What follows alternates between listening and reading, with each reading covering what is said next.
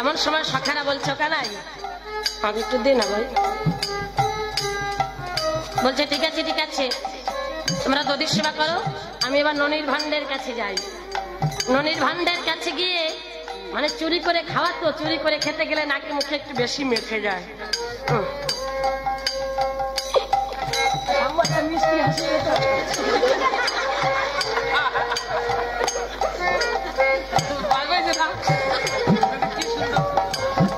ছোট্ট গোপাল একটা হাসি দিতে বলেছে, তুমি হাসলেও না, আমি রাগ করবো কিন্তু।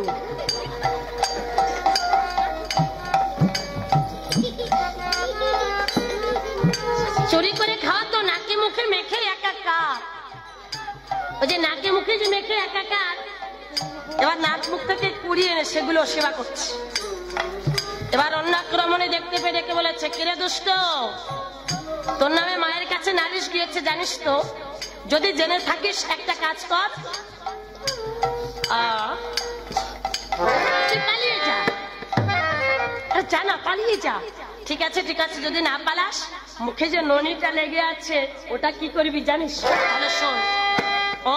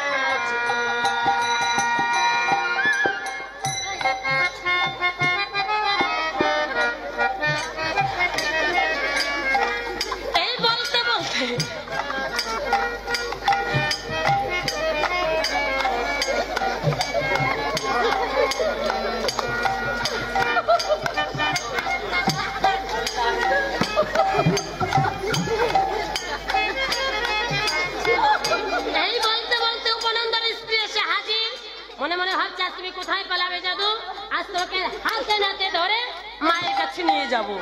গোপাল ও এবার পিছন দরজা খুলে ঘরে প্রবেশ করে এবার কি করেছে, আঁচল দিয়ে গোপালকে ঢেকে ফেলেছে, ভালো করে ঢেকে মুড়ে ফেলেছে।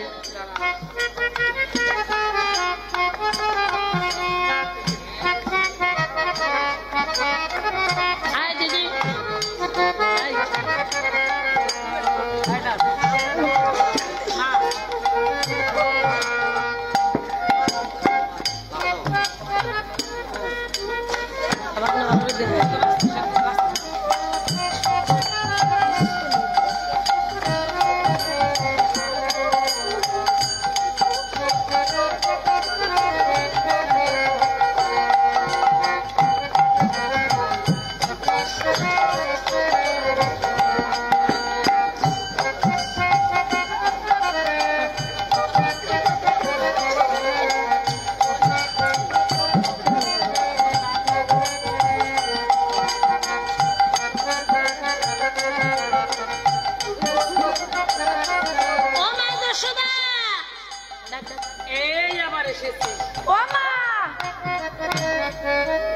দেখে যাও। কি দেখবো? দেখে যাও তোমার গোপালকে হাতে নাতে ধরেছে ওই দিদি। দেখো মানে আমার গোপালকে ধরে নিয়েছে? হ্যাঁ। আসলে কি সত্য কথা? হ্যাঁ তুমি এসে দেখো না।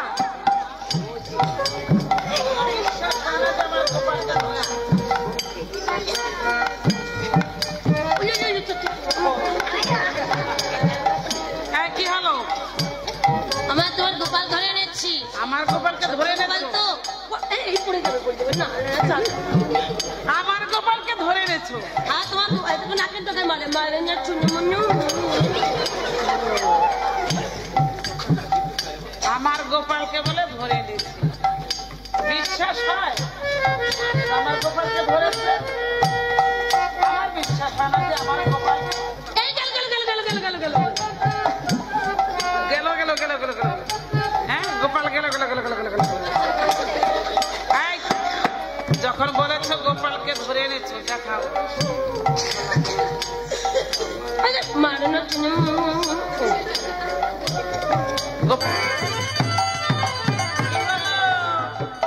এই মাত্র বললে মা তোমার গোপাল ধরে এনেছি, এখন নিজের ছেলেকে নিজে ধরে এনেছো মা জননী। যাও যাও বেরিয়ে যাও, বেরিয়ে যাও, যাও বলছি। আমি তো গোপালকে আঁচল দিয়ে ঢেকেছিলাম, মুড়েছিলাম, কিন্তু আমার বুঝেছি আমার কি আমার ছেলে না, এতে ভেজাল আছে। ভেজাল আছে? ভেজাল আছে মানে এর মধ্যে ভেজাল আছে? হ্যাঁ এর ভিতরে ভেজাল আছে, সবকিছুতে ভেজাল মা। বেরিয়ে যাও আমার বাড়ি থেকে। চালি ভেজাল, ডালি ভেজাল, ময়দায় ভেজাল, আটায় ভেজাল, তোমার গোপালেও ভেজাল। শোনো অত কথা বলো না, বুঝেছো? আমার আমার ছেলে নাই তো তোমার। দেখো তো মা তোমার গেট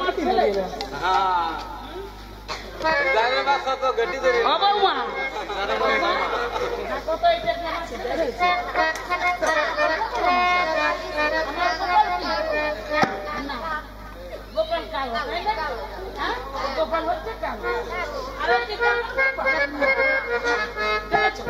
সবাই বলেছে, আমার বৌমা বলেছে। ধরো ধরো, নিজের ছেলেকে ধরে এনে বলছো মা তোমার গোপাল ধরে এনেছি, এখন মানে মানে বাড়ি যাও মা, যাও যাও যাও, বেরিয়ে যাও বাড়ি থেকে। চলে আয়, ব্যক্তি ধরেছে আমার গোপাল ধরেছে, গোপাল ধরেছে, নিজের ছেলে ধরে না গোপাল ধরেছে।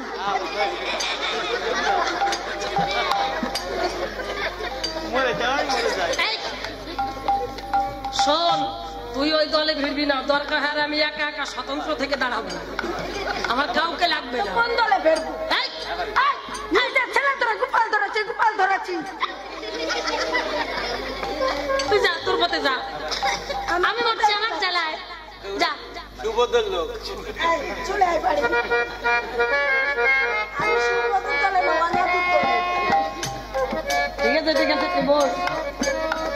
আমি কৌশিকদার দলের।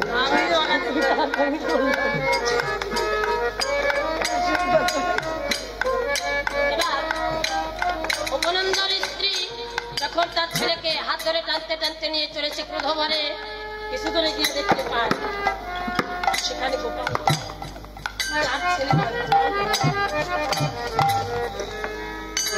ডেকে বলছে, গোপাল মায়ের কাছে আমাকে আমার গোপাল ডেকে বলছো, মা আমি চিরকালের অধরা, আমায় আপনি ধরা না দিলে আমায় কেউ ধরতে পারে না। তুমি আমাকে জোর করে মাকে ধরে দেখাতে চেয়েছিলে, আমি একটা শক্তির কাছে মা হার মানি, সেটা হচ্ছে ভক্তের ভক্তি, ভক্তের ভক্তি। তাই তুমি এভাবে ধরতে চেও না। যখন এই কথা বলে উপনন্দের স্ত্রী ঘরে ফিরে যায়, গোপাল ঘরে ফিরে এসেছে, মা কোলে করে তাকে ননির সেবা করাচ্ছে। আস্তে আস্তে রাত্র হতে চলেছে, অধিক রাত্র, নিশি প্রভাত হতে চলেছে। এমন সময় ব্রজের শাখাগণ মা যশোমতীর কাছে গিয়ে মা যশোদাকে ডেকে ডেকে বলেছে, এ ভাই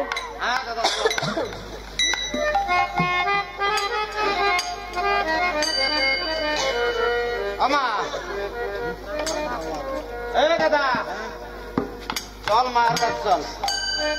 কি হয়েছে? গোপালকে ডেকে দাও মা। কেন গোপালকে ডেকে দেবো? কেন বলবি তো? গোষ্ঠের বেলা অধিক হয়ে যাচ্ছে মা। ও তোরা সবাই গোষ্ঠ খেলা খেলতে? হ্যাঁ, গোষ্ঠ খেলা খেলতে যাবো। শোন, অনেক ঠান্ডা পড়েছে, দেখেছিস আমার ছোট্ট গোপাল তো ঘরে ঘুমিয়ে রয়েছে, তোরা সবাই মিলে চলে যা, শুধু আমার গোপাল যাবে না। ও মা, তুমি এত নিষ্ঠুর কেন? কেন? ঠান্ডা পড়েছে, আমাদের মাও তো আমাদের পাঠিয়ে দিয়েছে, তুমি দাও না গোপালকে। মা বললাম তো গোপালকে দেব না। আমা ভালো করে কাজ বলছি মা। দাও মা।